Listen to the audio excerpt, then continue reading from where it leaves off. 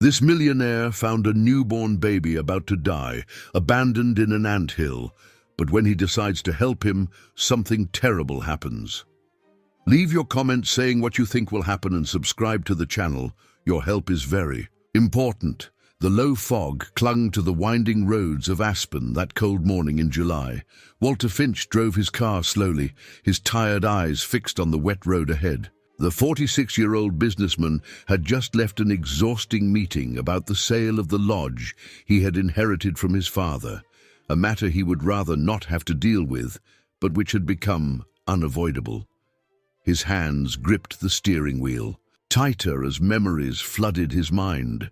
The stone walls of the old lodge held too many memories, the last moments with his father, family vacations, the smile of Elizabeth, his wife, and the contagious laughter of Tommy, his son. The pain of their loss, 5 years ago, still consumed him as if it were yesterday. A heavy sigh escaped his lips. The loneliness of the last few years had become his only constant companion. Walter decided to pull the car over to the shoulder. He needed a moment to compose himself before continuing his journey. He turned off the engine and closed his eyes, trying to ward off the painful memories that insisted on tormenting him. That's when he heard it. A faint sound, almost imperceptible, coming from the vegetation beside the road. At first, he thought, it was just the wind in the leaves, but there was something different, something that made his heart clench in an inexplicable way. Walter opened his eyes and tilted his head, trying to better identify the noise. The sound came again, clearer this time. It was a whimper, weak and irregular, as if it came from something or someone who barely had the strength to produce it. Without thinking twice, Walter got out of the car. The tall, wet grass soaked his shoes as he walked toward the sound, guided by an instinct he couldn't explain. What he found made his blood run cold. There, on an active anthill, lay a newborn baby. The child was practically naked. Only a piece of dirty cloth barely covered his fragile little body. His pale skin was covered with dozens, maybe hundreds, of red bites. The ants were still moving over him, some crawling into his ears, nose, and half-open mouth. Walter felt his stomach churn. With trembling hands, he picked up the baby in his arms, scaring away the ants that still insisted on attacking him. The small body was freezing, and the whimpers were getting weaker and weaker. It was then that he noticed something peculiar, a birthmark in the shape of a circle on the child's right leg, like a small full moon engraved on his skin. Without wasting any more time, he ran back to the car. His clothes were now also dirty and wet, but it didn't matter. He carefully placed the baby in the passenger seat and turned the heater on to the maximum. His hands trembled so much that he could barely hold the steering wheel as he drove toward the nearest hospital. The baby barely moved now. His little eyes, which never even opened completely, were half closed, and his breathing was getting shallower and shallower. Walter alternated glances between the road and the child, his heart beating erratically in his chest. He couldn't lose that baby. He couldn't allow another life to slip through his fingers. The images of the accident that took his family came back in full force. The out-of-control truck, the screams, the devastating silence that followed, the guilt that consumed him for not having been able to save them. Now, 5 years later, fate was placing another innocent life in his arms, desperately needing help. "Hang in there, little one," he murmured, more to himself than to the baby. "We're almost there." The fog began to dissipate when he finally spotted the lights of the hospital. Walter didn't even bother to park properly. He stopped the car in front of the emergency entrance and ran out with the baby in his arms. His cry for help echoed through the silent lobby, immediately attracting the attention of the medical staff. A nurse was the first to reach him, her eyes widening as she saw the child's condition. In seconds, several healthcare professionals surrounded them, and the baby was placed on a stretcher. Walter watched, helpless, as the medical team began. Emergency procedures right there in the hallway. What happened? Asked a doctor without taking her eyes off the baby as she checked his vital signs. Walter quickly explained how he had found the child. With each word he spoke, he saw the faces of the professionals become more tense. The doctor shook her head, her expression grave. "He's in shock," she said to the team. "We need to get him to the ICU immediately." As Walter watched the medical team quickly move away with the baby, he felt his legs weaken. He dropped into one of the chairs in the reception area, his hands still shaking. The piece of dirty cloth that had covered the baby had stayed with him, clutched in his fist without him realizing it. A nurse approached, offering a glass of water and asking him to fill out some forms. Walter could barely hold the pen. His name, address, phone number, simple information that seemed impossible to remember at that moment. When he got to the patient identification field, he stopped. "I don't know his name," he said, his voice choked with emotion. "I don't know anything about him." The nurse nodded understandingly, making some notes. "You did what you could," she said gently. "Now we need to wait." But Walter knew he couldn't just leave. That baby had been abandoned once. He wouldn't allow it to happen again. He decided to stay, even if he had to spend the whole night sitting in that uncomfortable reception chair. The hours dragged on like days. With each doctor or nurse who passed, Walter stood up hoping for news. The answer was always the same. The team was doing everything possible, but the situation was serious. The baby had a high fever, was dehydrated, and had signs of a generalized infection because of the bites. When night fell, Walter was still there, unable to leave. His thoughts alternated between silent prayers and memories of the son he had lost.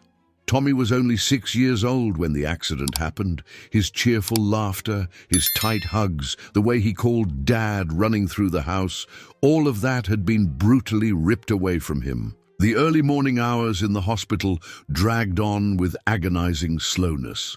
Walter remained seated in the same reception chair, unable to get a wink of sleep. His body ached, his clothes were still damp and dirty, but none of that mattered. His mind was focused only on the little being who was fighting for his life a few floors above. Around 4 in the morning, the doctor who had treated the baby appeared. Her deep, dark circles betrayed the hours of intense work. She sat down next to Walter, her expression grave. "Mr. Finch, we managed to stabilize his temperature, but the situation is still very delicate," she said, choosing her words carefully. "The bites caused a severe allergic reaction. Some ants got into his airways, causing swelling. If you had taken a few more minutes to find him..." She didn't complete the sentence, but it wasn't necessary. Walter felt a shiver run down his spine, as he imagined what might have happened if he had decided not to pull the car over at that moment. "Can I see him?" he asked, his voice hoarse from so long in silence. The doctor hesitated for a moment. "We don't normally allow visitors in the neonatal ICU at this hour, but given the circumstances, follow me." Walter followed the doctor through the silent corridors of the hospital. The strong smell of disinfectant made his stomach churn, bringing back painful memories of the days he spent beside his son after the accident. He tried to push those thoughts away. He needed to stay strong now. When they entered the neonatal ICU, the sound of machines and monitors filled his ears. The doctor led him to an incubator where the baby rested. Walter felt his legs weaken as he saw him. The small body was covered with tubes and wires. His skin, once pale, was now red and swollen due to the bites. A breathing tube had been inserted into his mouth, and several electrodes monitored his vital signs. "He's so small," Walter murmured, watching the baby through the glass of the incubator. "He must have been born a few days ago." "Our estimate is that he is at most 72 hours old," confirmed the doctor, "which makes everything even more serious. A newborn so young shouldn't have to go through any of this." Walter placed his hand on the glass of the incubator, wishing he could do more. It was then that he noticed something he hadn't realized before. The baby had purplish spots on some parts of his body, as if he had been handled brutally. "Doctor," he called, his voice trembling slightly. "These marks?" The doctor nodded, her face hardening. "Yes, we noticed the bruises during the initial examination. Unfortunately, they don't seem to have been caused only by exposure to the ants.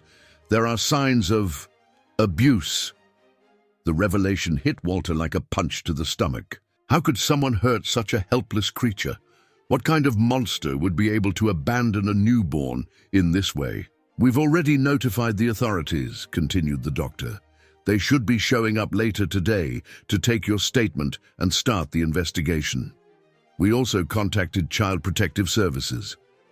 Walter just nodded, unable to take his eyes off the baby. There was something about that child, something beyond the tragic situation in which he found him, that deeply moved him. Maybe it was the birthmark in the shape of a circle on his leg, or maybe it was just fate playing one of its cruel jokes. "Can I stay a little longer?" he asked the doctor. 5 minutes, she replied with a small, understanding smile. "Then I need to ask you to go back to the reception. We have to keep the environment as sterile as possible." When he was alone with the baby, Walter allowed himself to cry for the first time since he found him. Silent tears streamed down his face as he watched the little chest rise and fall with the help of the machines. "You can do it, little one," he whispered. "You're stronger than you look." As if responding to his words, the heart monitor recorded a slight change in the rhythm of the beats. Walter smiled through his tears, choosing to interpret that as a sign that the baby was fighting. Back at the reception, the hours continued to drag on. Walter received some worried calls from his secretary. He had missed 2 important meetings. In that morning, he asked her to reschedule everything without giving further explanations. Nothing else mattered at that moment. Around noon, 2 police officers arrived to take his statement. Walter recounted in detail how he had found the baby, exactly where the anthill was, what time it was. The police officers made several notes and promised to investigate the area. "Did you see any suspicious cars on the road? Any people nearby?" asked one of the officers. Walter shook his head negatively. The fog was very low. I could barely see a few feet ahead. "And are you sure you want to remain involved in this case?" questioned the other officer. "You've already done more than your duty by bringing the child to the hospital." The question caught him by surprise. He hadn't considered the possibility of simply leaving and moving on with his life, but something inside him revolted at the thought of it. "I'm staying," he replied firmly. "At least until I'm sure he's okay and safe." The police officers exchanged glances that Walter couldn't interpret, but they didn't insist on the matter. After they left, a social worker from Child Protective Services appeared. She was a kind-looking lady who introduced herself as Ms. Johnson. "You have a good heart," she said after hearing the whole story, "but you need to understand that cases like this are always complicated. If no family member comes forward to claim custody, the baby will be put up for adoption as soon as he's discharged." Walter felt a pang in his chest upon hearing those words. The idea that this child, after everything he's been through, would be sent to a shelter until someone decided to adopt him seemed too cruel. What if I wanted to keep him?" he asked, the words leaving his mouth before he could think better.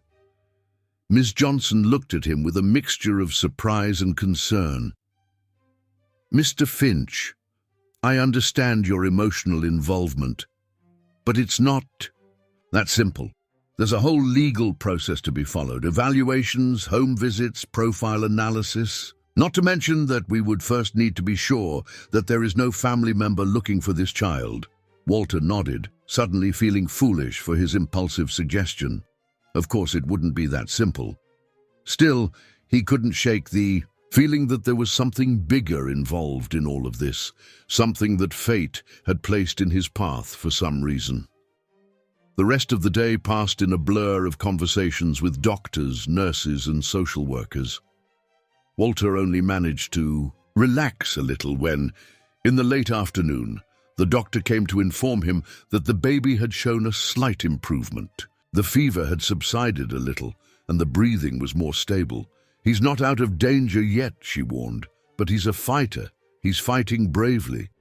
That night, even after much insistence from the hospital staff to go home and rest, Walter decided to stay.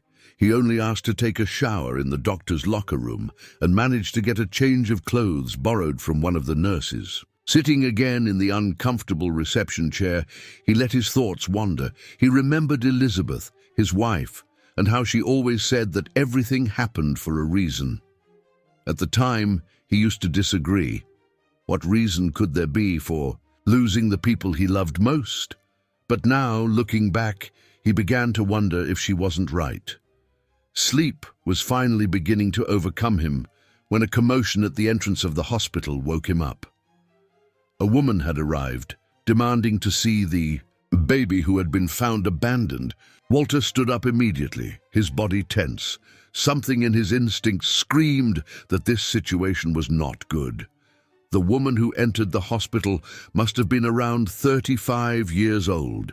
She wore expensive clothes, but something in her appearance seemed out of place.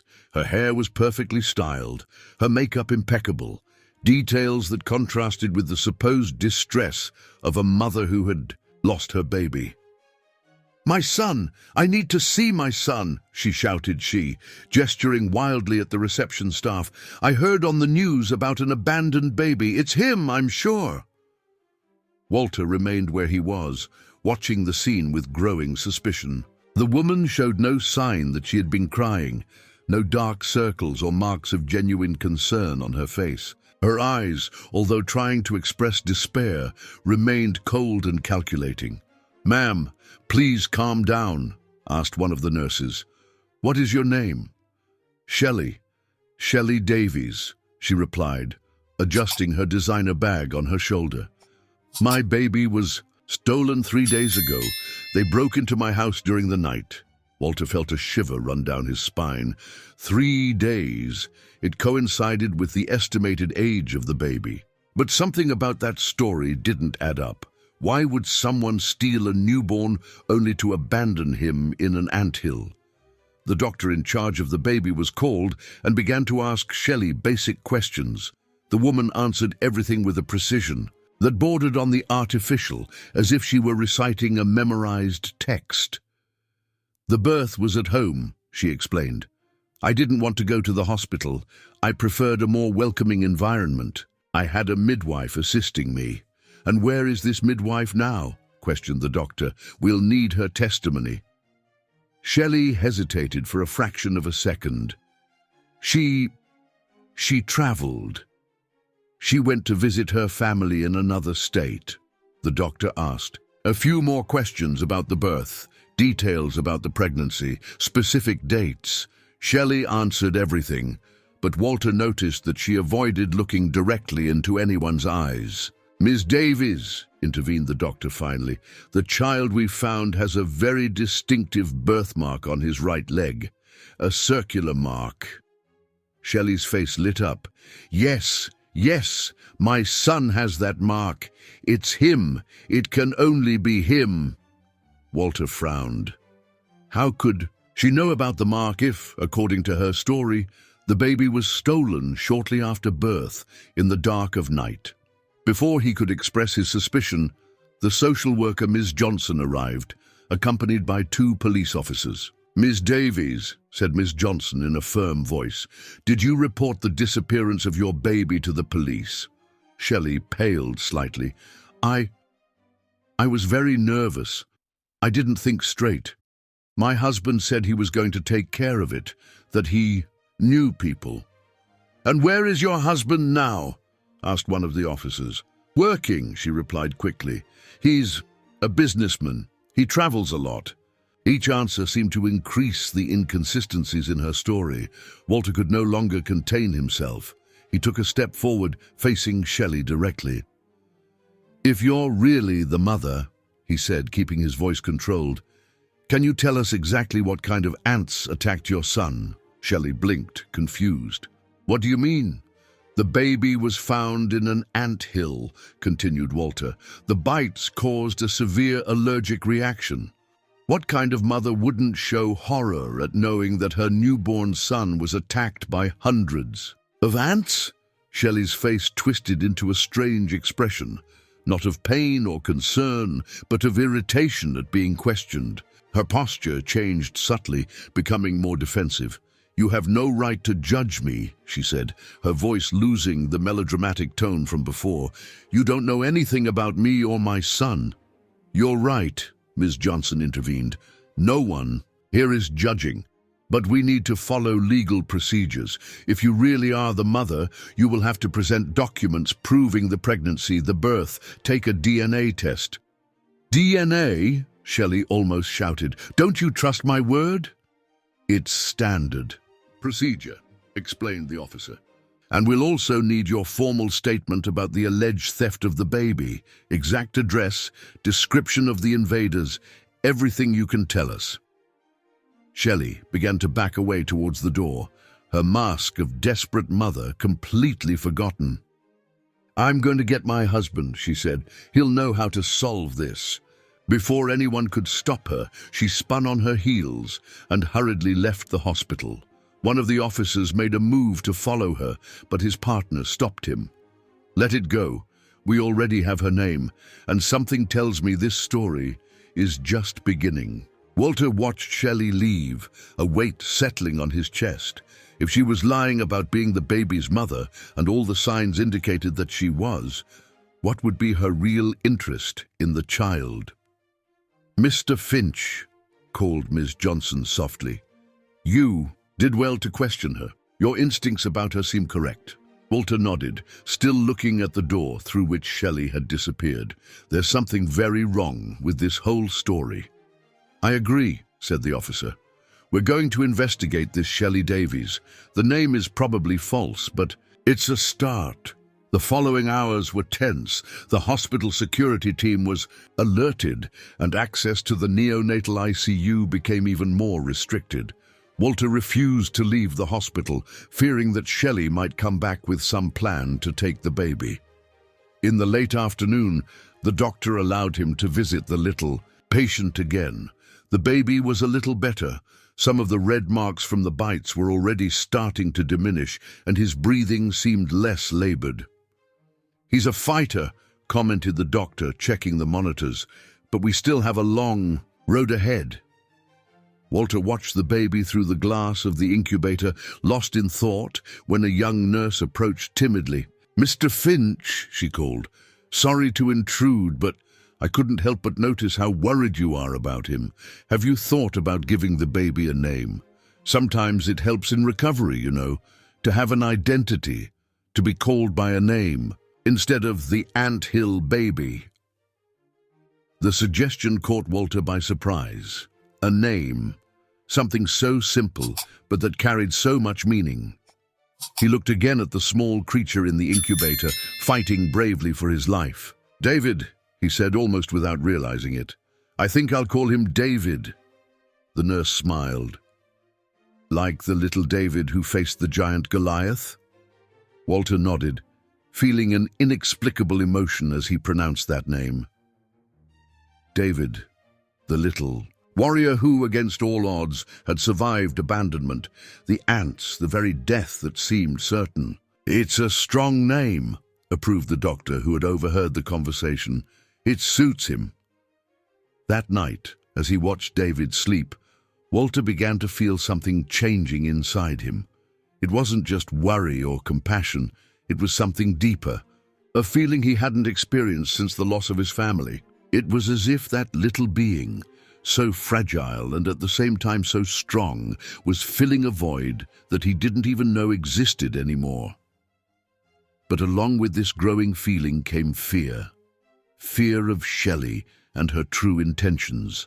Fear of what could happen to David when he was discharged, fear of getting too attached and then having to let him go. A movement at the door of the ICU caught his attention. It was Ms. Johnson carrying a thick folder under her arm. "Mr. Finch," she said with a serious expression, "we need to talk. We've discovered some things about Shelley Davies, and they're not good at all." Ms. Johnson led Walter to a small meeting room at the end of the hall. The fluorescent lights flickered slightly, creating an even more tense atmosphere. The social worker placed the folder on the table and sat down, indicating the chair in front of her for Walter. "What did you find out?" he asked, feeling his heart race. "Shelley Davies doesn't exist," began Ms. Johnson, opening the folder. "At least not officially. The name is false, as we suspected, but we managed to identify her through the hospital's security cameras. Her real name is Shelley Carson, and she has a considerable criminal record." Ms. Johnson took some photos out of the folder and spread them on the table.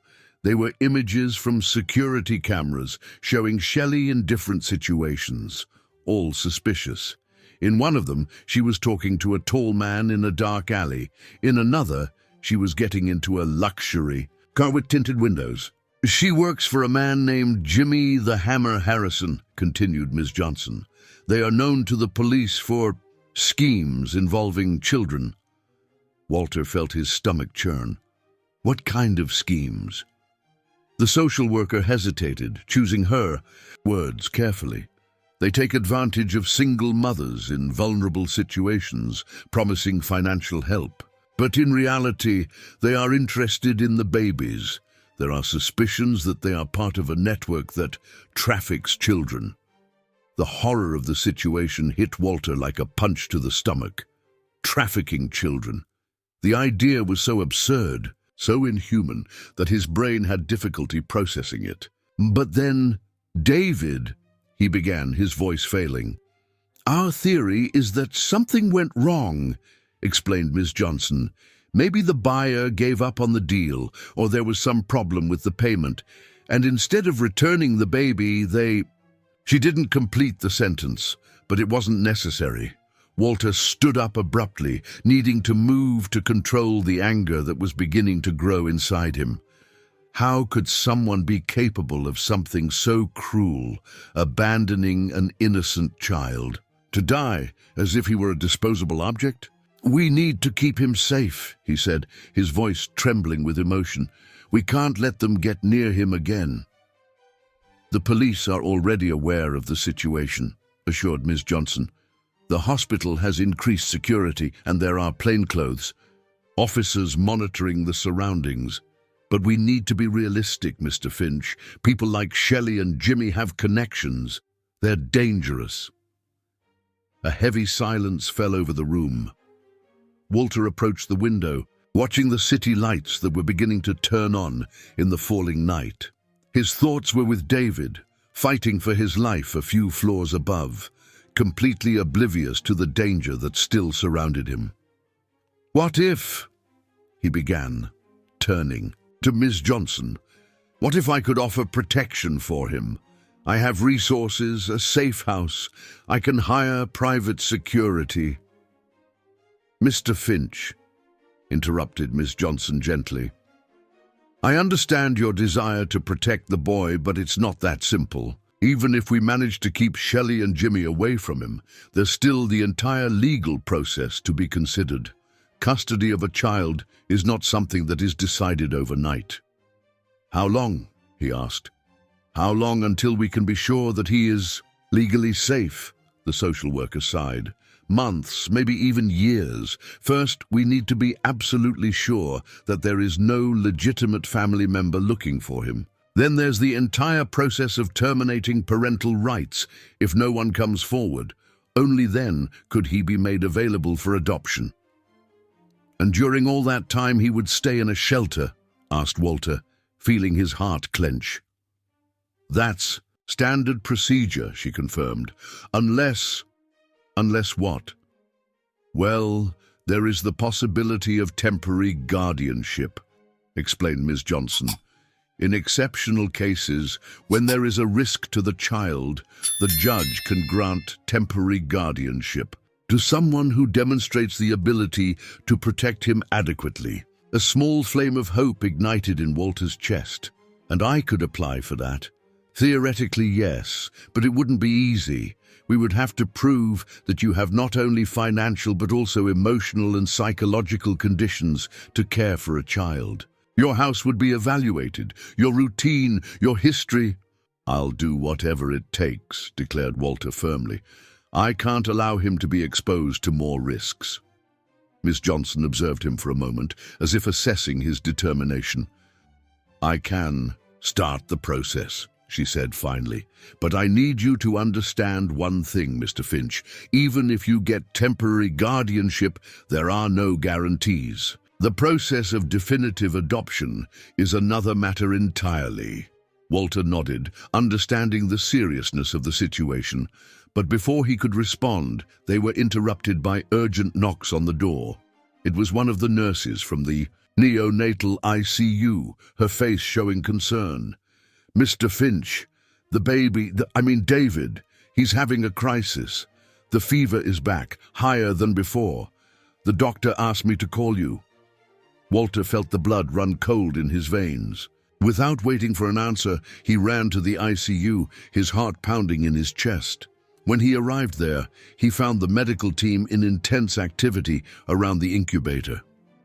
The temperature won't stop rising, said a nurse. 106 degrees and increasing.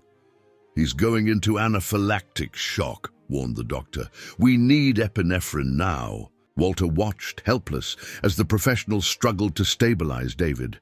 The baby's small body was red and swollen, his breathing more difficult than ever. The heart monitors emitted erratic and alarming beeps. Please, murmured Walter, his hands pressed against the glass of the ICU. Please, little warrior, don't give up now. The following hours were a blur of anxiety and fear. The medical team managed to control the crisis, but David's condition remained extremely delicate.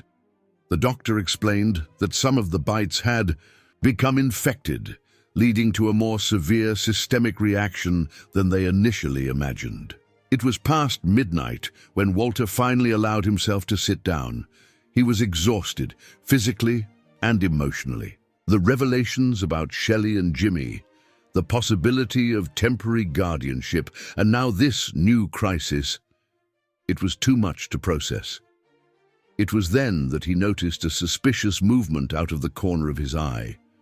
A hooded figure was quickly passing through the hallway, peering furtively into the ICU. When she realized she had been seen, she quickened her pace and disappeared around the corner.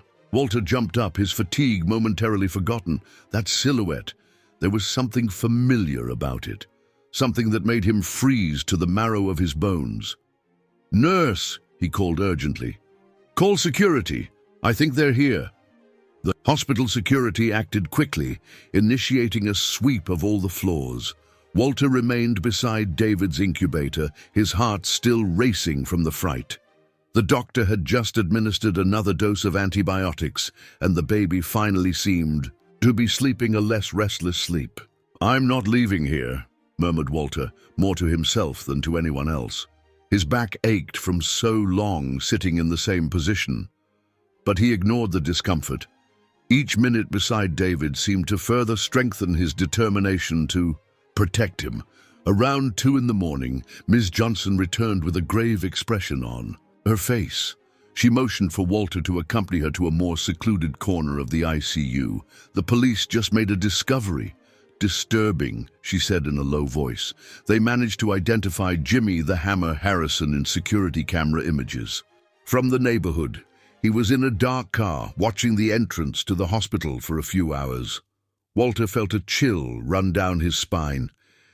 "Was that him then, the hooded person I saw?" "Probably," confirmed the social worker. "And there's more." The police investigated the address registered in Shelley's name.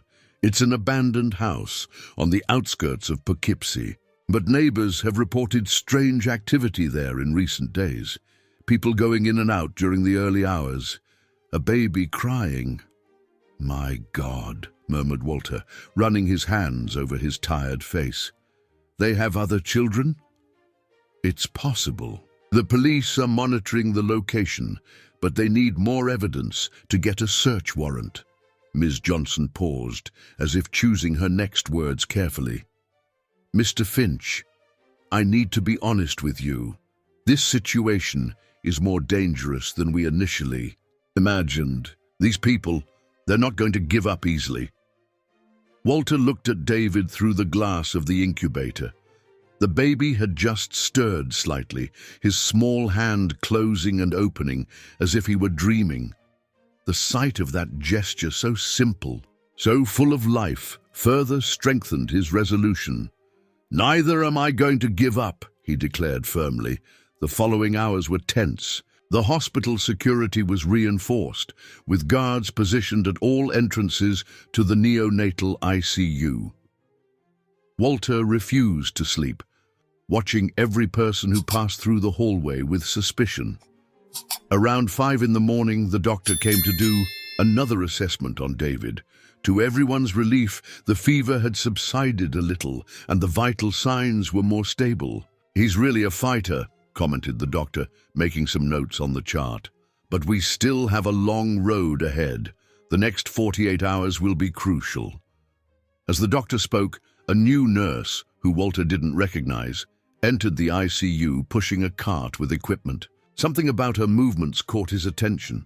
They were too fast, almost nervous. "Excuse me," interrupted Walter, "but shouldn't we have been notified about a shift change?" The doctor frowned, turning to the newcomer. "That's right. I didn't receive any notification about—" Before she could complete the sentence, the fake nurse pushed the cart forcefully in their direction, knocking over equipment and creating a distraction. Then she ran towards David's incubator. "No!" shouted Walter, throwing himself in front of her. The woman, who he now recognized as Shelley, disguised in a hospital uniform, pulled something out of her pocket. The fluorescent light reflected on a syringe filled with a dark liquid. "Get out of the way," she hissed. "Don't make things difficult." "Ms. Carson," the firm voice of Ms. Johnson sounded from the door of the ICU. The social worker was accompanied by 2 police officers, their weapons pointed at Shelley. "Drop that now." For a moment no one moved. The only sound in the room was the constant beep of David's monitors. Shelley looked frantically around like a cornered animal. "You don't understand," she said, her voice trembling slightly. "He's going to kill me if I don't bring him the baby. I've already missed the deadline, lost the buyer. I need to fix this." "We can help," offered Ms. Johnson, taking a cautious step forward. "But first, you need to drop that syringe." Shelley's face twisted into an expression of despair and anger. "Help? No one can help. You don't know Jimmy. You don't know what he's capable of." "Then tell us," asked Walter, keeping his voice calm despite the fear he felt. "Let us understand." For a brief moment, it seemed that Shelley was going to give in. Her eyes filled with tears and her hand with the syringe lowered a few inches. But then a noise in the hallway startled her. In a quick movement, she lunged towards the incubator. Walter didn't think. He acted on pure instinct. He threw himself against her, grabbing her arm. The syringe fell to the floor and rolled under. A cabinet. The police officers advanced immediately, subduing Shelley and handcuffing her. "You don't understand," she shouted as she was being led away. "He's going to find us. He's going to kill us all." When the commotion finally passed, Walter let himself fall into a chair, trembling. The doctor rushed to check on David. Fortunately, the baby had slept through the entire incident, oblivious to the danger he had been in. "Mr. Finch," called Ms. Johnson softly. "Are you okay?" He nodded, unable to form words at the moment. His gaze was fixed on David, his small chest rising and falling regularly in a rhythm that now seemed even more precious. "The police are going to interrogate Shelley. continued the social worker. Maybe we can get more information about Jimmy and his organization. But she hesitated. But this means that David is in even more danger. If what Shelley said is true, if Jimmy really is as dangerous as she says. Walter stood up, his eyes never leaving the incubator. Then we're going to need a better plan to protect him. The words had barely left his mouth when a movement at the door caught his attention. It was one of the police officers who had participated in Shelley's arrest, his face showing concern. "Miss Johnson, Mr. Finch," he called urgently. "We need to talk. We just received some information about Jimmy the Hammer Harrison, and it's worse than we imagined." The police officer led Walter and Miss Johnson to a reserved room at the end of the hallway. Dawn was beginning to break through the windows, painting the sky in shades of pink and orange. But the beauty of the sunrise contrasted sharply with the gravity of the situation they were about to discover. "Shelley started talking," said the police officer, closing the door behind them. "From what she told us, Jimmy isn't just a common criminal. He has powerful connections, influential people involved in his schemes.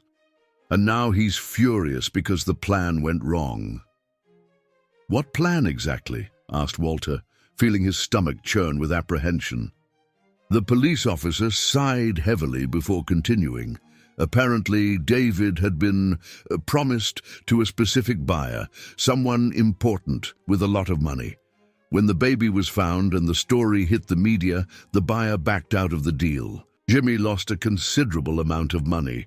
"And now he wants revenge," completed Miss Johnson, her voice filled with concern. "Not only that," continued the police officer, "according to Shelley, he's determined to recover the baby. Not because of the money now, but because of pride. He doesn't want anyone to think they can interfere in his business." Walter felt a wave of nausea upon hearing those words. The idea that David was seen only as a commodity, a bargaining chip, made his blood boil. "And where is Jimmy now?" he asked, trying to keep his voice steady. "That's another problem," replied the police officer. "Shelley says he has several hideouts, safe places scattered throughout the region. He never stays in the same place for too long, and he always has people watching, informants in every corner." A heavy silence fell over the room as everyone processed the gravity of the situation. It was Ms. Johnson who first found words. "We need to rethink David's security," she said. "The hospital, as much as it's doing an excellent job, is too exposed. There are too many entrances, too many people circulating." "And when he's discharged," asked Walter, "we can't just send him to a regular shelter. It would be like serving him on a platter to Jimmy." The police officer nodded in agreement. "We're thinking about some alternatives. Maybe a specialized foster home with reinforced security." "No," interrupted Walter firmly. "He needs more than just physical security. He needs constant care, attention, love.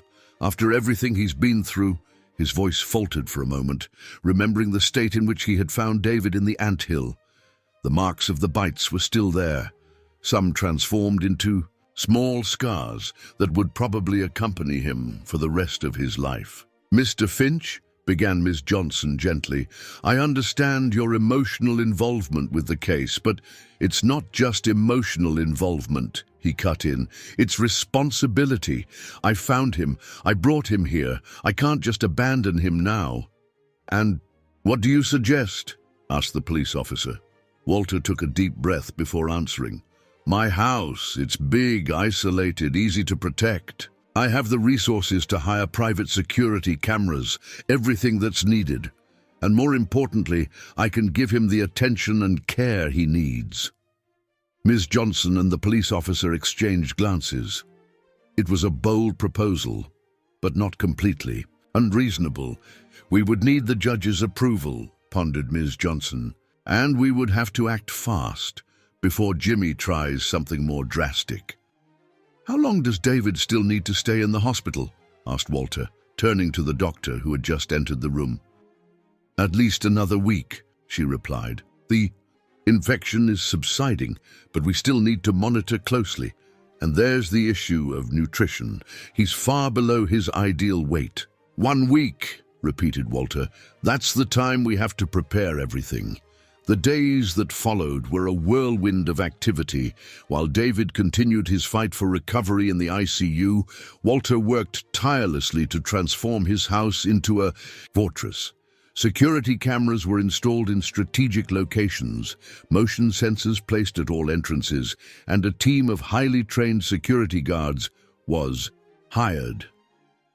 Inside the house, one of the guest rooms was completely renovated and transformed into a baby room.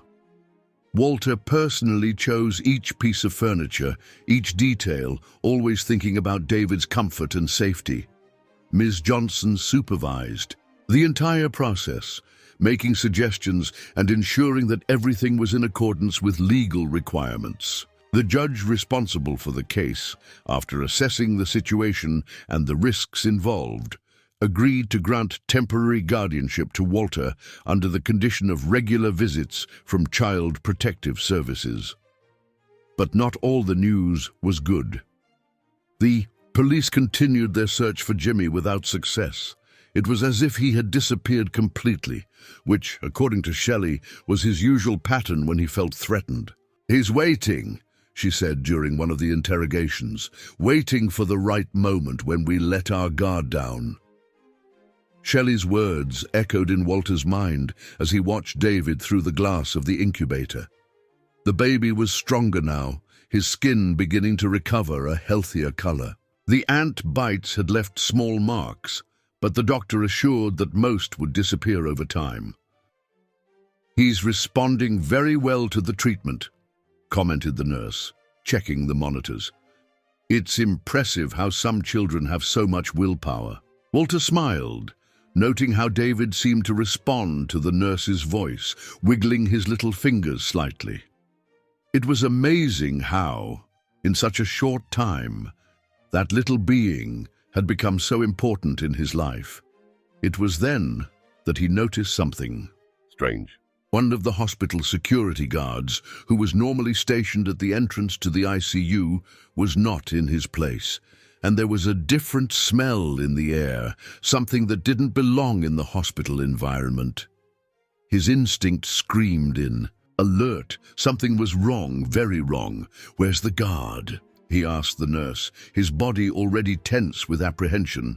Before she could answer, the lights in the ICU flickered once and went out completely. The monitors and equipment continued to work, powered by the emergency generator, but the sudden darkness caused a momentary confusion. And then, through the gloom, Walter saw a figure moving quickly between the incubators, coming in the direction of David. Walter's heart leaped in his chest when he recognized the approaching figure. It was the man he had seen in the photos shown by Ms. Johnson, Jimmy the Hammer Harrison. Tall and burly, he moved with surprising agility for his size, dodging the medical equipment with rehearsed precision. "Don't come any closer," shouted Walter, placing himself between the intruder and David's incubator. The nurse, realizing the danger, ran to activate the emergency button, but Jimmy was faster. With a brusque movement, he grabbed her arm and pushed her against the wall. The woman fell, hitting her head and falling unconscious. "Get out of the way!" ordered Jimmy, his voice deep and menacing. "This has nothing to do with you." Walter stood firm in his position, although his entire body was trembling. "It has everything to do with me. I'm not going to let you hurt him again." Jimmy laughed, a cold and humorless sound. "Hurt? You don't understand anything. This baby is worth a fortune. I have buyers waiting, important people. I'm not going to let some busybody ruin everything." In the dimness of the ICU, illuminated only by the emergency lights of the medical equipment, Walter could see the dangerous glint in Jimmy's eyes. The man took another step forward, his hands moving towards the incubator. "Please," tried Walter, seeking to buy time. "He's still recovering. If you take him off the machines now—" "Shut your mouth," cut in Jimmy. You think I care? I've already lost too much money with this story, and all because of some idiot who decided to play hero." As he spoke, Jimmy continued advancing. Walter retreated until he felt his back touch the glass of the incubator. Inside it, David began to stir, as if he felt the danger around him. "You know what happened to the last person who tried to interfere in my business?" asked Jimmy, a cruel smile forming on his lips. "They were never seen again, and you're not going to be any different." At that moment, one of David's monitors began to beep louder. The baby was agitated, his heart rate increasing. The sound seemed to enrage Jimmy even more. "Shut that crap up!" he growled, reaching out to turn off the monitor. It was the moment Walter needed. Using all his strength, he pushed a cart of equipment in Jimmy's direction. The man stumbled, momentarily losing his balance. Walter used the opportunity to shout for help, praying that someone would hear him through the closed doors of the ICU. Jimmy recovered quickly, his face contorted with rage. "You asked for this," he said, advancing with clenched fists. The first blow hit Walter in the face, making him stagger. The metallic taste of blood filled his mouth, but he couldn't fall. He couldn't let Jimmy get to David. Leaning on the wall, he managed to deflect the second punch. The fight that followed was brutal and silent. Jimmy was stronger and had experience in combat, but Walter fought with the strength of desperation, the absolute need to protect that little life that had become so important to him. At one point in the fight, Jimmy managed to grab Walter by the neck, pushing him against the wall. Black spots began to dance in his vision as air became scarce in his lungs. "You should have stayed out of this," whispered Jimmy, tightening his grip even more. "Now you're going to die for nothing." Walter's legs began to weaken, his lungs burning for lack of air. But then, through the fog that was beginning to take over his consciousness, he heard something. David's crying, weak but determined, as if the baby was trying to help him in his own way. That sound awakened something inside Walter. With a strength he didn't know he possessed, he managed to raise his arms and strike Jimmy's ears with his palms. The impact made the man scream in pain and release his neck. Stumbling backward, Jimmy crashed into a shelf full of medical equipment. The noise of the fall was deafening in the silence of the ICU. Taking advantage of the confusion, Walter managed to reach the emergency button that the nurse had failed to press. The shrill sound of the alarm filled the environment. Jimmy, still stunned, looked around in desperation, knowing he had only a few seconds before help arrived. "This isn't over," he threatened, retreating towards the exit. "You two are going to pay dearly for this." Before Walter could do anything, Jimmy disappeared through the door of the ICU. Seconds later, several security guards and nurses stormed the room, turning on the lights and restoring the power. Walter fell to his knees, his whole body aching, his breathing still difficult. But his first thought was for David. Crawling to the incubator, he checked the baby anxiously. To his relief, despite the fright, David's vital signs were stable. "Mr. Finch," Ms. Johnson's voice sounded from the door. She ran to him, helping him to his feet. "My God, what happened here?" The nurse who had been pushed was being attended to by her colleagues, already regaining consciousness. The ICU looked like a battlefield, with fallen equipment and materials scattered everywhere. "Jimmy," replied Walter, his voice hoarse. "He tried to take David." Ms. Johnson's face paled. "How did he get in?" "The security, he has people on the inside," interrupted Walter, remembering Shelley's words. "We can't trust anyone." At that moment, the doctor in charge of David ran into the ICU. After a quick examination, she confirmed that the baby was fine, apparently more scared than hurt. "But this can't go on," she said firmly. "This kind of stress can be fatal for a newborn in a delicate state like him." Walter ran his hand through his hair, feeling completely exhausted and defeated. "What can we do? I can't leave him alone for a minute." Ms. Johnson was silent for a few moments, thoughtful. When she finally spoke, her voice was filled with determination. "I'm going to call the judge right now," she declared.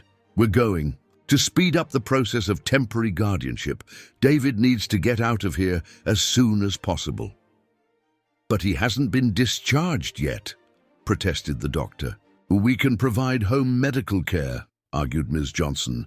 "Private nurses, equipment, everything that's needed.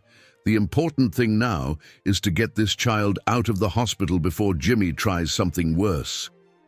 While the adults discussed the details, Walter turned his attention to David. The baby had calmed down and was now sleeping, apparently exhausted by the agitation.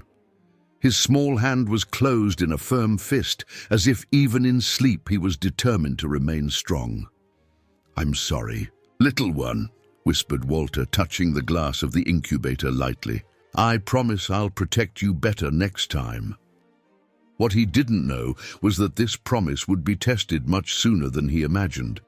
Because at that very moment, somewhere in the city, Jimmy the Hammer Harrison was planning his revenge. And this time, he wouldn't make any mistakes.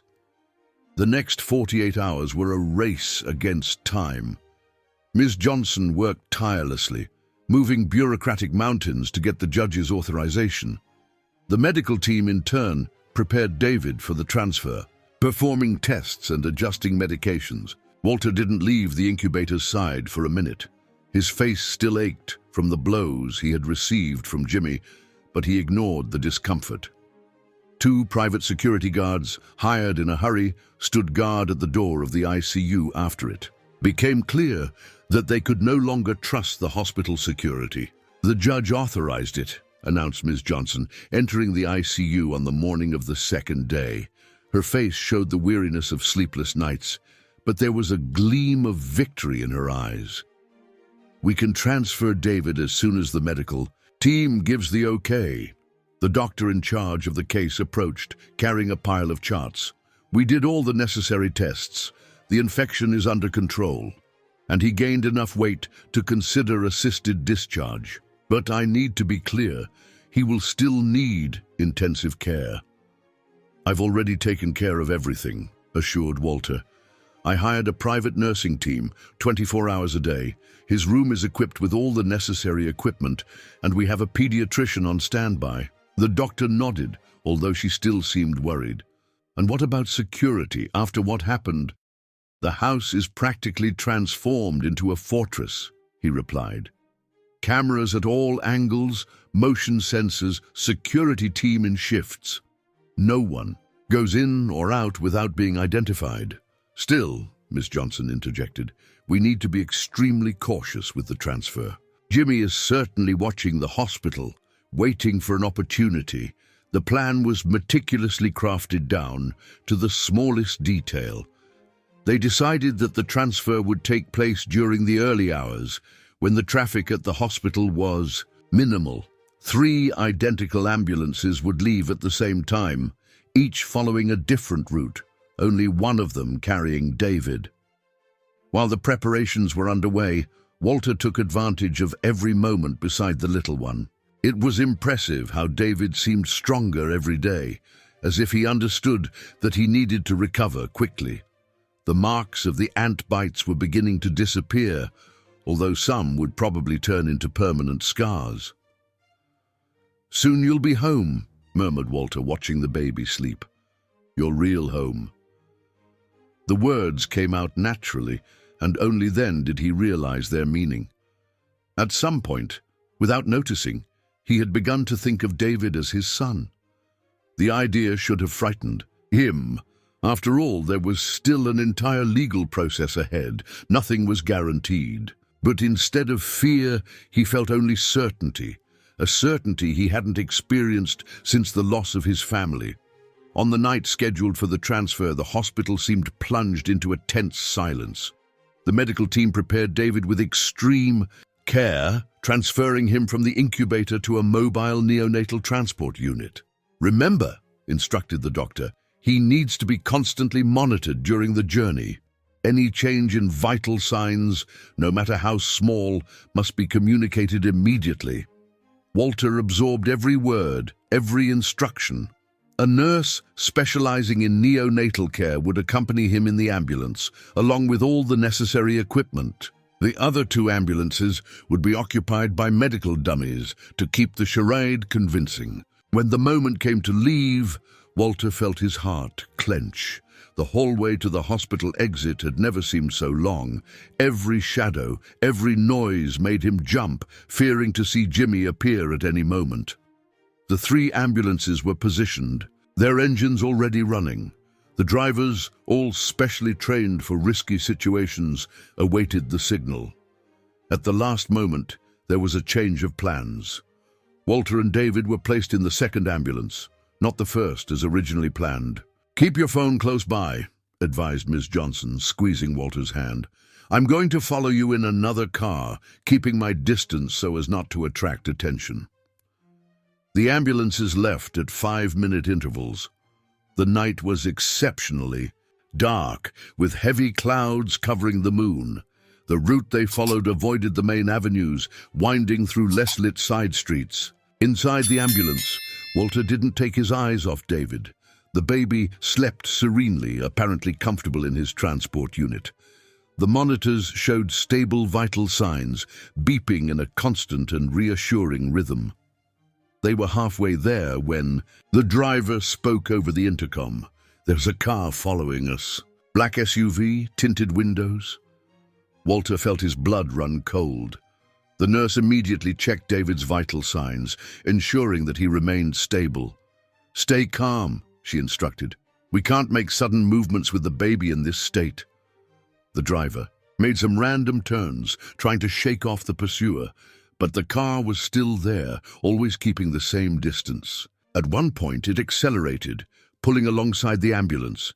That's when Walter saw Jimmy the Hammer Harrison was behind the wheel, and he wasn't alone. There were at least 2 other men in the car with him. "Faster!" shouted Walter to the driver. "They're going to try to stop us." The ambulance increased speed, but on the narrow and winding streets it was difficult to maneuver.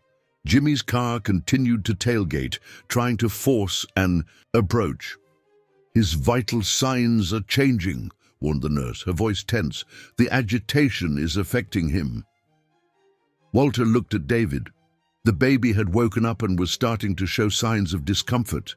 The monitors showed an elevation in his heartbeats.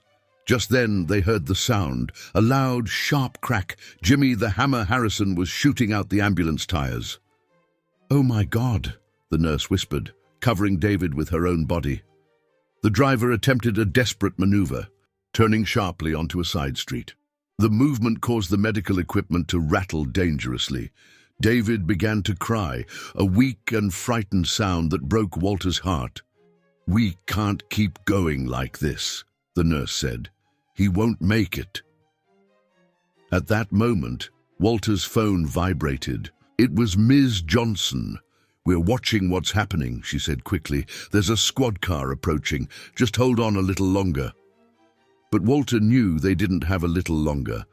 Not with David getting more and more agitated. Not with Jimmy the Hammer Harrison literally on their tail. He needed to do something, and he needed to do it now. "When I say," he told the driver, "turn right, hard." "But sir," he protested, "the baby—" "Trust me," Walter cut him off, praying his plan would work. "Now!" The ambulance swerved sharply, to the right, entering a narrow, poorly lit street.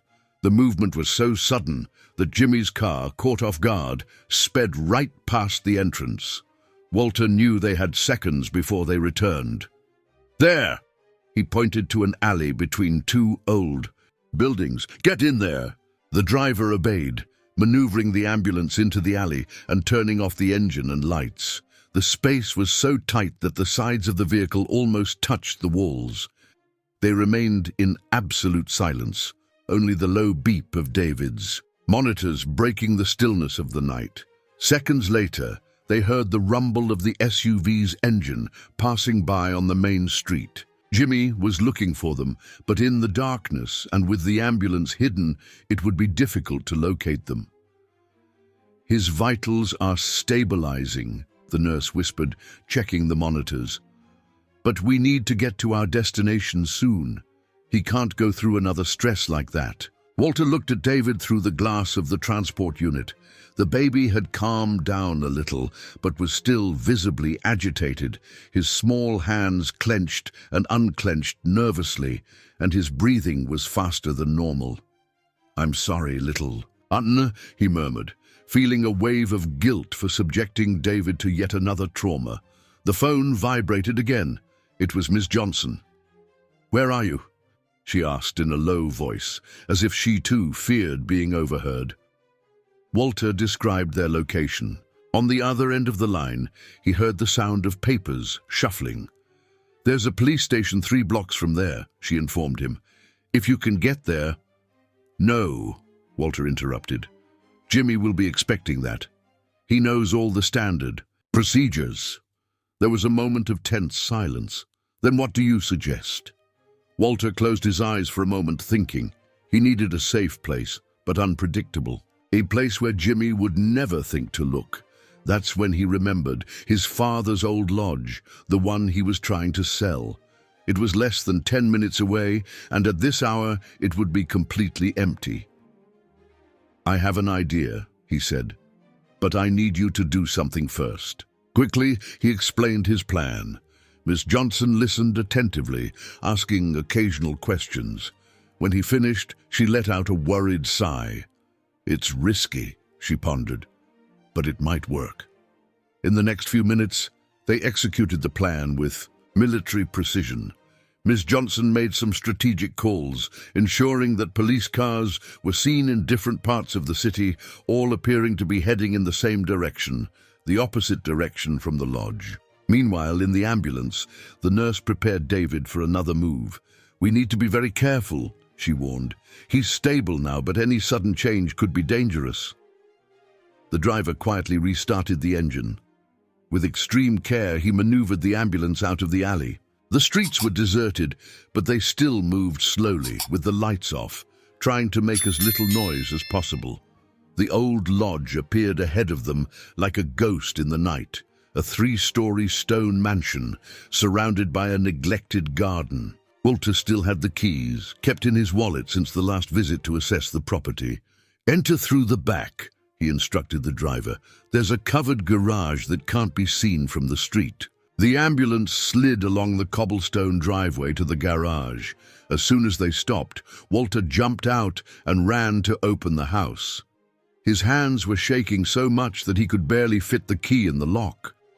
The interior of the lodge was dusty and dark, but still maintained the solid structure that his father valued so much. Furniture, covered with white sheets, looked like spectral statues in the gloom. "This way," he called, guiding the nurse who was pushing David's transport unit. "There's a room on the ground floor that we used to use for guests with special needs. It's spacious and has its own power supply." The room was surprisingly well maintained. Walter quickly removed the sheets covering the furniture, raising clouds of dust in the air. The nurse immediately began installing the medical equipment, plugging it into the outlet and checking that everything was working properly. "I'm going to need clean water and, if possible, some kind of sterilizer," she said, already in professional mode. "There's an industrial kitchen right next door," Walter replied. "It should have everything we need." While the driver assisted the nurse with the equipment, Walter called Ms. Johnson again to inform her that they had arrived safely. She was already on her way, bringing additional medical supplies that she had managed to get from the hospital. "The squad cars are keeping Jimmy busy on the other side of town," she informed him. "But we can't count on that for too long. He'll soon realize it's a distraction." Walter knew she was right. They needed to use this time to strengthen their defenses. The lodge had some natural advantages. It was built of solid stone with small windows and thick doors, but still they needed more. He went to the kitchen to fetch water and clean towels for the nurse. The place was exactly as he remembered it. Large stainless steel sinks, solid wood cabinets, a huge industrial stove that hadn't been used in years. Memories of his childhood began to surface. Him helping his mother prepare breakfast for the guests, his father checking the reservations sitting at the kitchen table. A noise coming from the room brought him back to reality. He ran back, fearing the worst. But it was just the nurse, adjusting one of the machines. David was awake now, his big dark eyes observing the unfamiliar environment with a curiosity that seemed beyond his age. "Hey, little guy," Walter whispered, approaching. "The transport unit. I know this place is strange, but I promise you're safe here." As if understanding, David blinked slowly and let out a small yawn. His vitals remained stable, and the nurse noted that his breathing was more regular. "He's incredibly strong," she commented, adjusting the IV drip. "Most babies would be much more stressed after everything that's happened." Walter smiled, feeling a wave of inexplicable pride. Yes, David was strong. He was a survivor from the first moment he found him in that anthill. The sound of a car approaching made everyone freeze. Walter ran to the window, his heart pounding in his chest. But it was just Ms. Johnson, arriving with the promised supplies. While he helped her unload the boxes, Walter couldn't help but look nervously at the dark street. Jimmy was out there somewhere, probably furious at having lost his prey, and Walter knew with a certainty that chilled his blood that he wouldn't give up easily. The night would be long, and dawn seemed still very far away. The hours dragged on in the old lodge. Walter had transformed the room where David was into a small fortress. Heavy furniture blocked the windows, and the only entrance was constantly guarded. The nurse kept her eyes glued to the monitors, ensuring that the baby remained stable after all the turmoil of the escape. Miss Johnson had brought not only medical supplies, but also food, water, and other essentials. "We need to be prepared to stay here for a while," she explained, organizing everything methodically. "We can't risk another move with David so fragile." Around 3 in the morning, while everyone tried to get some rest, Walter remained seated. Next to the unit where David slept, the baby was calmer now, his breathing soft and regular. The marks from the ant bites were becoming less and less visible on his delicate skin, although some still formed small reddish dots. "You've been through so much," Walter murmured, watching the little one's peaceful sleep. "And yet you keep fighting." It was then that he noticed something he hadn't realized before. David was firmly holding onto a piece of the hospital blanket in his small hand. The gesture, so simple and innocent, brought tears to Walter's eyes. He remembered Tommy, his deceased son, who also had the habit of sleeping clutching something that gave him security. The sound of footsteps in the hall made him jump, but it was just Miss Johnson, bringing a cup of coffee. "We need to talk," she said in a low voice, sitting down next to him. "About what happens next." Walter accepted the cup, but didn't drink. "Next?" "Yes. Even if we manage to keep David safe tonight, we can't stay here forever. Jimmy is still out there, and as long as he's free." "I know," Walter interrupted, running a hand over his tired face. "But what can we do? The police seem unable to find him." Ms. Johnson hesitated for a moment before continuing. "There's something you need to know. While you were escaping, Shelley made more revelations at the station." Walter straightened up in his chair, suddenly alert. "What kind of revelations?" "About the real reason Jimmy is so obsessed with David. It's not just about the money lost as we thought." She paused, as if choosing her words carefully. "It's personal." "How so personal?" "According to Shelley, Jimmy found out something about David's past. Something related to his birth mother." Miss Johnson lowered her voice even further. "Apparently, David's mother was a young woman that Jimmy had manipulated years ago. When she found out she was pregnant, she tried to report him, disappeared soon after." Walter felt his stomach churn with the revelation. "So, David, it's possible he's his son," Ms. Johnson completed, "and Jimmy is determined not to leave any evidence of his crimes." The silence that followed was heavy, broken only by the soft beep of David's monitors. Walter looked at the sleeping baby, feeling a new wave of protection wash over him. It didn't matter who David was the son of, he wouldn't allow Jimmy to hurt him. "There's one more thing," Ms. Johnson continued. "Shelley mentioned a place, an old house on the outskirts of Poughkeepsie, where Jimmy often hides when he feels threatened. The police are organizing an operation to—" A noise coming from outside the lodge interrupted her. It was like the sound of glass breaking, very low, but unmistakable in the quiet of the night. Walter stood up immediately, signaling for everyone to remain silent. The nurse, who had dozed off in an armchair, woke up startled. "He found us," Walter whispered, his heart racing in his chest. As if confirming his fears, they heard footsteps on the gravel of the garden. They were calculated movements of someone trying not to make noise, more than one person from the sound. Miss Johnson was already on the phone, calling for backup in a low voice. But Walter knew it would take the police a while to arrive. The lodge was located in a remote area, and at this time of night, the traffic on the access roads was practically non-existent. "We need to get David out of here," he said, moving quickly, "to the transport unit." "We can't move him now," the nurse protested. "He's just stabilized. The stress of another move could—" A new noise, this time closer, interrupted her. Someone was trying to force the back door. "We have no choice," Walter decided. "If Jimmy gets in here," the nurse nodded, understanding the seriousness of the situation. Quickly, she began preparing David for transport, checking all the essential equipment. "There's a passage," Walter said, remembering suddenly. "My father built an emergency exit when he renovated the lodge. It leads to a small storage shed on the neighboring property."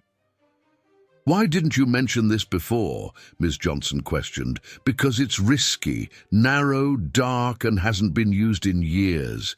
But now—" Another noise, louder. The back door had given way. "Where is the passage?" asked the nurse, already pushing the transport unit. "In the basement. There's a disguised entrance behind the old wine racks." They moved as quietly as possible through the dark hallway towards the basement stairs. Walter went ahead, guiding the way with the dim light of his cell phone. The ambulance driver stayed behind, promising to try to delay Jimmy and his men. David, miraculously, remained quiet, as if understanding the need for silence. His eyes were open, watching the shadows that danced on the old walls. When they reached the basement, Walter began frantically searching for the entrance to the passage. Years of dust and cobwebs covered the shelves, making it difficult to see. It was then that they heard footsteps descending the basement stairs, heavy, determined. "I know you're there," Jimmy's voice echoed through the darkness. "Don't make this harder than it needs to be." Walter finally found the mechanism that opened the secret passage. With a low creak that seemed deafening in the tense silence, a section of the wall moved, revealing a narrow tunnel. "Quick," he whispered, helping the nurse to maneuver the transport unit into the passage. But before Ms. Johnson could follow them, the light of a flashlight cut through the darkness of the basement. Jimmy was there, blocking the stairs, and he wasn't alone. The flashlight beam danced across the damp walls of the basement, creating distorted shadows that seemed to have a life of their own. Jimmy advanced slowly, his footsteps echoing on the stone floor. Behind him, two burly men blocked the only exit. "The game's over," Jimmy said, his voice laden with a threatening calm. "Hand over the baby, and no one has to get hurt." Walter positioned himself in front of the secret passage, trying to hide the entrance with his body. The nurse had already managed to get David into the tunnel, but they needed time so she could advance safely with all the equipment. "Why are you doing this?" Walter asked, trying to buy a few precious seconds. "He's your own son, for God's sake." Jimmy stopped for a moment, his expression hardening. "So that bitch Shelley talked more than she should have." He took another step forward, the flashlight beam now directly in Walter's face. But she doesn't know everything. Nobody knows. Then tell us, Miss Johnson intervened, her voice surprisingly firm despite the fear evident in her eyes. If David is really your son, why do you want to hurt him? A cruel smile formed on Jimmy's lips. Hurt him? No, no. I just want what's rightfully mine. That whore of a mother tried to destroy me, thought she could report me, threaten me. She got what she deserved. The casualness with which he spoke about the fate of David's mother made Walter's stomach churn. What did you do to her? What was necessary, Jimmy replied, shrugging. And now I'm going to do what's necessary with the brat. Can't leave any evidence of my indiscretion. As he spoke, Jimmy gestured with his head and his men began to spread out around the basement, searching methodically. Walter knew it was only a matter of time before they found the passage. It was then that he heard, very low, almost imperceptible, David's cry coming from the tunnel. The sound made his heart freeze. Jimmy heard it too, his eyes narrowing in the direction of the wall. Well, well, what do we have here? He murmured, advancing. At that moment, several things happened at the same time. Miss Johnson, in a movement surprisingly agile for her age, knocked over one of the old wine racks, creating a barrier between them and Jimmy. Walter took advantage of the confusion to push one of the henchmen, making him bump into the other. Go, Miss Johnson yelled to Walter. I'll delay them. I'm not leaving you here. David needs you. Go! With a heavy heart, Walter threw himself into the tunnel, closing the passage behind him. The space was even tighter than he remembered. He could barely stand up. The air was heavy and humid, full of dust accumulated by years of neglect. He advanced blindly in the darkness until he reached the nurse, who had stopped to try to calm David. The baby was agitated, his monitors showing changes in his heart rate. We need to keep going, Walter said, trying to keep his voice calm despite the growing panic. Jimmy will find a way to get in here. As if confirming his words, they heard sounds of impact coming from the entrance of the tunnel. They were trying to break down the wall. The nurse nodded and began pushing the transport unit again. It was a difficult and slow job. The tunnel had not been built to accommodate medical equipment, and the wheels often got stuck in the irregularities of the floor. The sound of the blows on the wall was getting louder and louder, echoing eerily in the confined space. David was crying softly, frightened by the noise and the darkness. Shh, little one, Walter whispered, stroking his small hand through the glass of the unit. Everything will be all right, I promise. But could he keep that promise? The tunnel seemed to stretch endlessly into the darkness, and every minute that passed was another minute for Jimmy to get closer. And Ms. Johnson. His heart tightened at the thought of what might be happening to her. After what seemed like an eternity, the nurse stopped. There's a door here, she said, feeling the wall. But it's locked. Walter approached, trying to remember the details his father had mentioned about the passage. There was a key. Where was it again? His hands were shaking as he groped the doorframe, looking. There. His fingers found a small protrusion in the concrete. He pulled hard, and a piece came loose, revealing an old and rusty key. The noise behind them was closer now. They could hear Jimmy's voice, muffled but distinctly threatening, ordering his men to keep searching. With trembling hands, Walter tried to fit the key into the lock. On the first try, it didn't go in. On the second, it went in but didn't turn. Sweat was dripping down his face, making the task even more difficult. Quick, the nurse whispered. His heart rate is very erratic. We can't stay here much longer. Finally, on the third try, the key turned with a metallic creak. The door opened, revealing the small storage shed that his father had mentioned, a cramped space full of boxes and old tools. They had barely managed to get through with the transport unit when they heard the unmistakable sound of a wall giving way. Jimmy had managed to enter the tunnel. "Where to now?" asked the nurse, the fear evident in her voice. Walter looked frantically around. The storage shed had a single window, small and high, covered by nailed boards. Besides that, there was only the door they had entered through. It was then that he noticed, under a pile of dusty tarps, the familiar outline of an old car. His heart leapt as he recognized the vehicle. It was the old Chevrolet that his father kept to restore one day. "The keys," he murmured, remembering suddenly. Dad always left the keys. His hands found a small toolbox hanging on the wall. Inside it, exactly where he remembered, was the key ring. The sound of footsteps in the tunnel was getting closer and closer. The light from Jimmy's flashlight was already visible through the open door. "Quick!" Walter said, pulling the tarp off the car. "Help me get the transport unit in the back seat." The nurse looked at him as if he had gone crazy. "That car must have been sitting for years. We can't. It's our only chance." Carefully, but moving as quickly as they could, they managed to transfer David and the essential equipment to the back seat of the Chevrolet. The nurse got in too, staying close to the baby to monitor him. Walter turned the key in the ignition, praying that the engine would still work. The car coughed once, twice. "I found you!" Jimmy's voice thundered from the door of the shed. And then, like a mechanical miracle, the engine of the old Chevrolet came to life with a roar. The roar of the engine echoed through the small shed, filling the air with the smell of old gasoline and burning oil. Jimmy was standing at the door, his eyes wide with surprise at the unexpected scene. For a brief moment, no one moved. "His vitals!" the nurse shouted from the back seat. "They're very erratic." Those words broke the spell of the moment. Walter slammed his foot on the accelerator, making the old tires squeal against the concrete floor. The Chevrolet lurched forward towards the door of the shed, forcing Jimmy to jump aside to avoid being hit. "Hold on!" Walter shouted, aiming for the boards covering the entrance of the shed.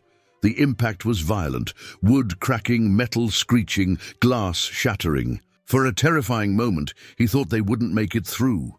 But the old car was tougher than it seemed. With a last groan of protest from the engine, they managed to break through the barrier, emerging into a vacant lot covered in tall weeds.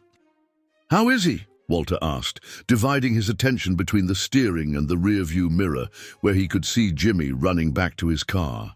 "He's not good," replied the nurse, her voice tense. "His heart rate is too high, and his oxygen saturation is dropping. We need to get to a safe place quickly." The Chevrolet rattled across the uneven terrain, each bump making Walter regret even more for subjecting David to yet another trauma. But he had no choice. They could hear the powerful engine of Jimmy's car roaring behind them. "There's a clinic about 20 minutes from here," he said, finally reaching a paved road. "If we can just—" "He doesn't have 20 minutes. The nurse interrupted. "I need to stabilize him now." Walter looked in the rearview mirror again. The headlights of Jimmy's car were two bright spots in the darkness, approaching rapidly. The old Chevrolet, despite being surprisingly resilient, was no match for the modern and powerful vehicle that was chasing them. It was then that he remembered. There was a 24-hour urgent care clinic nearby. It was small and simple, but it had basic emergency equipment. Maybe it was their only chance. Making a sharp turn that made the tires protest, he changed direction. The abrupt movement caused another episode of crying in David, weaker this time, which only increased his concern. "Just hold on a little longer," he pleaded, flooring the accelerator. The urgent care clinic appeared ahead of them like a beacon. In the night, a small and simple building with a fluorescent light flickering at the entrance. There was only one ambulance parked and a few cars in the lot. Walter didn't even bother to park properly. He stopped the car, skidding in front of the entrance, and jumped out to help the nurse with David. The medical equipment connected to a portable battery was still working, but the monitors showed increasingly worrying numbers. "Emergency!" the nurse shouted as they entered, pushing the transport unit. "Baby in critical condition." The clinic staff reacted immediately. A young doctor took command, directing them to take David to one of the emergency rooms. Equipment was quickly connected, medications prepared. "What happened to him?"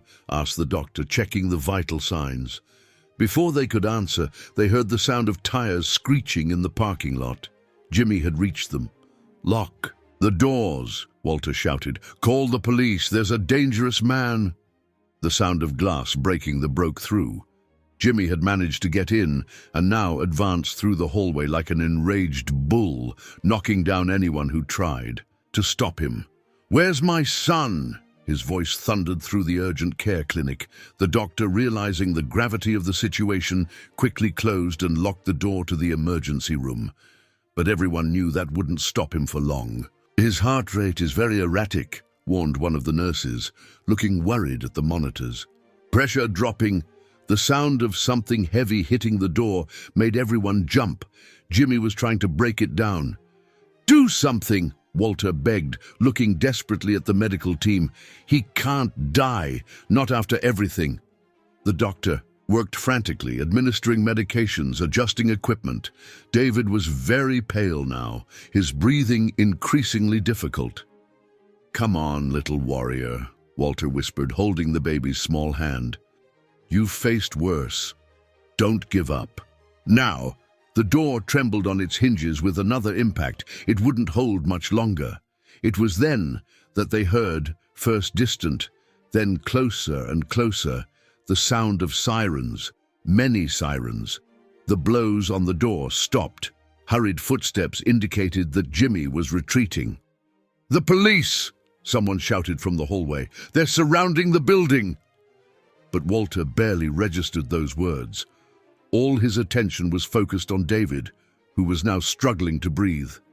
The monitors emitted alarm sounds, their numbers flashing in red. "He's going into shock," announced the doctor. "We need to—" A high-pitched and continuous sound cut through her words. The heart monitor showed a straight line. "No," Walter whispered, feeling his own heart stop. "No, please." The medical team went into action immediately, initiating resuscitation procedures. The doctor began chest compressions while a nurse prepared the pediatric defibrillator. Outside, they could hear the commotion of the police storming the urgent care clinic, shouts of arrest orders, sounds of struggle. But inside that room, the world had been reduced to a single moment, a single fight, the battle of a small warrior for life. "Come on, David," Walter murmured, tears streaming freely down his face. "You're stronger than this. You're stronger than all of them." The sound of the defibrillator charging seemed deafening in the tense silence of the room. The doctor positioned the paddles adapted for use on babies. "Clear!" she ordered. David's tiny body arched with the shock. The monitor continued to show the straight line, implacable. "Increase the charge," commanded the doctor. "Let's try again." Walter watched, helpless, feeling as if his own life depended on every beat that refused to appear on that monitor. He remembered the moment he found David in the Anthill, so small and vulnerable, but with so much will to live. "Please," he whispered, no longer knowing if he was talking to the medical team, to David, or to some higher power. "Please!" Another shock. David's body arched again. And then the silence in the emergency room was absolute, broken only by the hum of the medical equipment. For a moment that seemed like an eternity, nothing happened. And then, like a miracle, a small beep sounded on the heart monitor, then another and another. "We have a rhythm," announced the doctor, her voice filled with relief. "Heartbeat returning to normal." Walter released the breath he hadn't realized. He was holding. His legs buckled, and he needed to lean against the wall to avoid falling. David was alive. His little warrior had won another battle. Outside the room, the commotion began to subside. Authoritative voices of the police could be heard giving orders, and the sound of handcuffs closing echoed through the hallway. A soft knock on the door made everyone turn around. "Police," announced a voice. "It's all safe now, we can come in." The doctor signaled for them to open the door. 2 police officers entered, followed by Ms. Johnson. The social worker's face was marked by a few scratches, but she was smiling. "We did it," she said, approaching Walter. "Jimmy is arrested. We caught him trying to escape through the back of the clinic." "How did you—" began Walter, still stunned by everything that had happened. "As soon as you entered the tunnel, I managed to call the police," she explained. "I gave our location and followed Jimmy when he went out after you. It wasn't difficult. He was so obsessed with chasing you that he didn't even realize he was being followed." The doctor interrupted the conversation, still focused on stabilizing David. "He's responding well now, but we need to transfer him to a hospital as soon as possible. The stress of the last few hours was too much for such a small organism." As if to confirm the doctor's words, David let out a small whimper. His eyes opened slightly, and his small hand moved, searching for something to hold on to. Walter immediately offered his finger, which the baby grasped with surprising strength. The gesture, so simple and yet so meaningful, brought tears back to his eyes. "The hospital has been notified and is preparing a neonatal ICU," informed one of the police officers. "They'll have a police escort all the way." "And what about Jimmy?" Walter asked, his voice hardening as he spoke that name. "He's being taken to the station," the officer replied, "and this time he won't escape. In addition to the previous charges, we now have witnesses to attempted murder, trespassing, assault." "Shelley is also collaborating," Ms. Johnson added. "It seems that being arrested made her rethink her choices. She's telling everything about Jimmy's operations, including what happened to David's mother." The mention of David's biological mother made Walter's eyes narrow.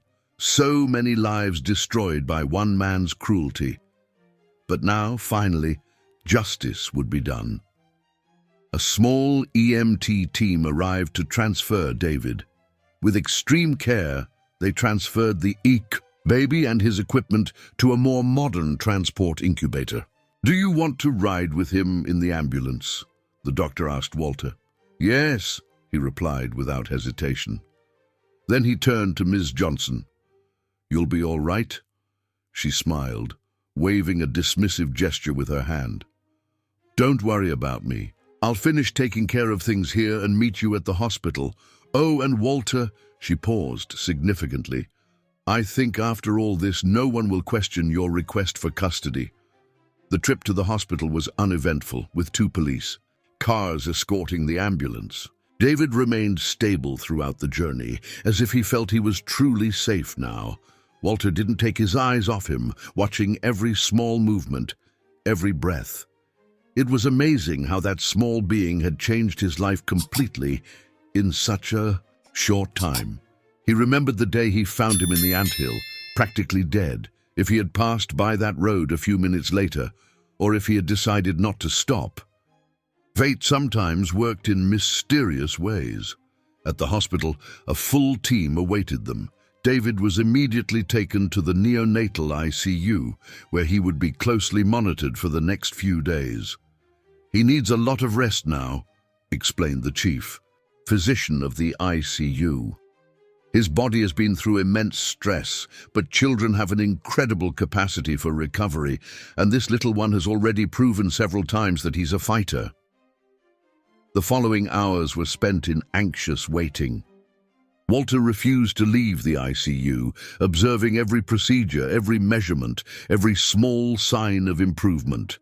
Ms. Johnson appeared in the late afternoon, bringing news. Jimmy had confessed everything during the interrogation, not out of remorse, but out of pure arrogance. He wanted everyone to know how clever he had been in his schemes. "He's going to spend a long time in jail," she assured him.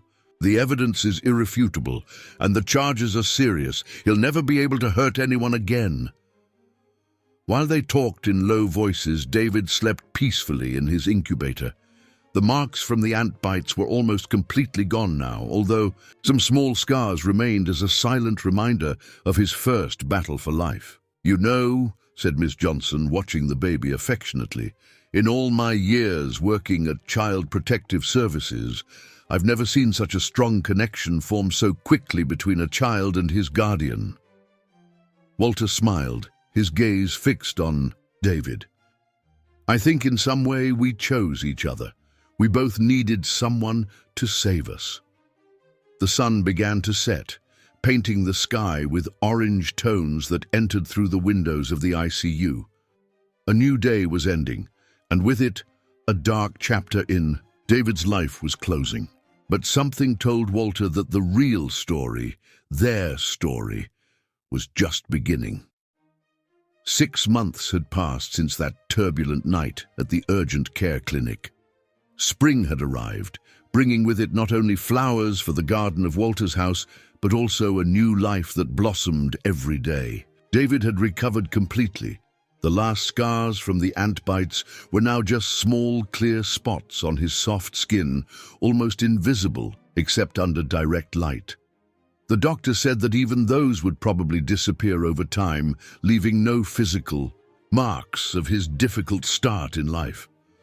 On that particular morning, Walter watched his son, now officially his son after the completion of the adoption process, play on the living room rug. David was focused on stacking small colored blocks, his tongue appearing in the corner of his mouth in a gesture of concentration that made Walter smile every time. "He can already stack 4 blocks without knocking them down," he said proudly, to Ms. Johnson, who had come to make her monthly follow-up visit. The pediatrician said that he is beyond the expected development for his age. The social worker smiled, observing the interaction between father and son with evident satisfaction. "It's not surprising. Children respond to love and security, and that's something he has plenty of here." It was true. The house that once seemed too big, too empty, now overflowed with life. Walter's old office had been transformed into a colorful playroom. Photos of David decorated the walls. His first smile, his first tooth, his first attempts to crawl. "How's the case against Jimmy going?" Walter asked as he served coffee to Ms. Johnson. "The sentence came out last week," she replied. 30 years in prison with no right to appeal. The evidence was overwhelming, especially after they found..." She hesitated, glancing at David, who continued to be entertained with his blocks. Walter understood the hesitation. He didn't need to hear the details about how they had found the remains of David's biological mother on an old property owned by Jimmy. That part of the story would be saved for when David was older, when he could understand, if anyone could, ever really understand such cruelty. "And Shelley," he asked, changing the subject slightly, "got a reduced sentence in exchange for her cooperation," Ms. Johnson explained. "She's doing therapy in prison, seems genuinely remorseful. Asked to see David one last time to ask for forgiveness, but..." "No," Walter cut in firmly. "He doesn't need to carry those ghosts. His future is here now." As if sensing they were talking about him, David looked up at that moment, flashing a smile that lit up his whole little face. It was amazing how easily he smiled now, considering everything he had been through. "Papa," he called, raising his arms to be picked up. Walter immediately went to him, scooping him up and showering his neck with kisses, making the baby giggle. It was a sound he never tired of hearing. David's laughter was like music, like healing, like a promise of better days. "You know," commented Miss Johnson, watching the scene with teary eyes, "when you showed up at that hospital 6 months ago, with a practically dead baby in your arms, I confess I had my doubts. Not about your ability to take care of him, but about how this story would end." Walter sat down on the sofa with David in his lap, who was now playing interestedly with the buttons on his shirt. "I had my doubts too.